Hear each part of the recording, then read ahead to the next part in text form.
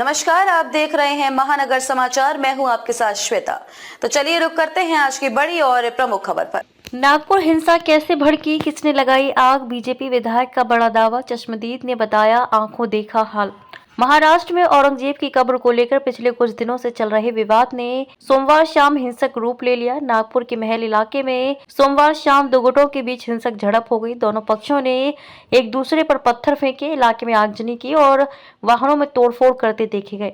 इतना ही नहीं, कुछ लोगों ने पुलिस टीम पर भी हमला कर दिया। इस हमले में एक वरिष्ठ पुलिस अधिकारी सहित कई पुलिसकर्मी घायल हो गए।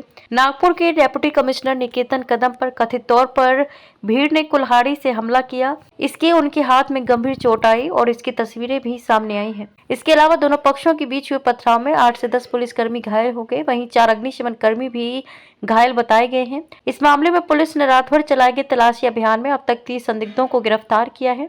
अब स्थानीय भाजपा विधायक ने इन सारे घटनाक्रमों को लेकर बड़ा खुलासा किया है। नागपुर के महल इलाके में घरों और कारों में आग लगाने को लेकर उन्होंने बड़ा बयान आया है। बीजेपी विधायक का दावा। नागपुर मध्य से भाजपा विधायक प्रवीण दटके ने दावा किया कि बाहर से आए लोग घरों और कारों में आग लगाते दिखे हैं। सुबह विरोध प्रदर्शन हुआ, लेकिन पुलिस ने हस्तक्षेप करके मामले को शांत करा दिया। फिर रात में महल कैंपस और दूसरे क्षेत्रों पर पत्थर फेंके गए, वाहनों में आग लगा दी गई, दमकल कर्मियों की पिटाई की गई। बाहर से आए लोग आम लोगों के घरों में आग लगा देते हैं। प्रवीण दटके ने दावा किया कि पत्थर किसी लक्ष्य पर फेंके गए थे। वहीं हंसरपुरी में हिंसा के एक चश्मदीद के मुताबिक इलाके में कुछ नकाबपोश लोग आए थे, जिन्होंने सारा उत्पात मचाया। उन्होंने कहा, एक समूह यहाँ आया, उनके चेहरे स्कार्फ से ढके हुए थे, उनके हाथों में धारदार हथियार, स्टिकर और बोतलें थी। उन्होंने हंगामा करना शुरू कर दिया, दुकानों में तोड़फोड़ की और पथराव किया और उन्होंने वाहनों में भी आग लगा दी।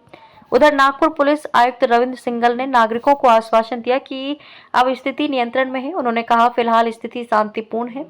एक फोटो जलाने की घटना हुई है, जिसके बाद लोग इकट्ठा हो गए। हमने उनसे वहां से हटने का अनुरोध किया और इस संबंध में कार्रवाई भी की। वे मुझसे मिलने भी आए थे। उन्हें बताया गया कि जिन लोगों के नाम उन्होंने लिए हैं, उनके खिलाफ FIR दर्ज करवाई जाएगी। इसके साथ ही उन्होंने कहा कि ये घटना रात करीब 8 साढ़े 8 बजे हुई।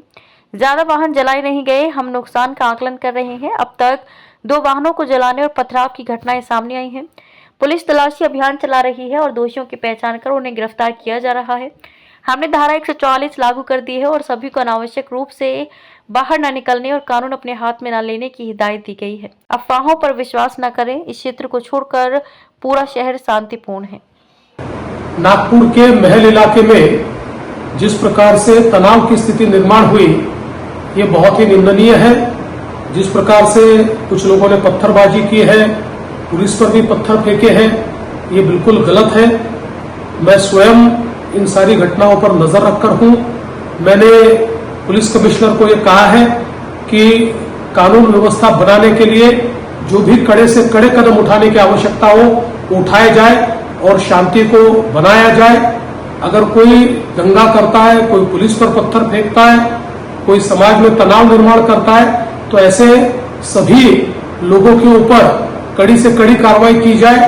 और मैं सभी को अपील करता हूं कि नागपुर एक बहुत ही शांति प्रिय इस प्रकार की नगरी है।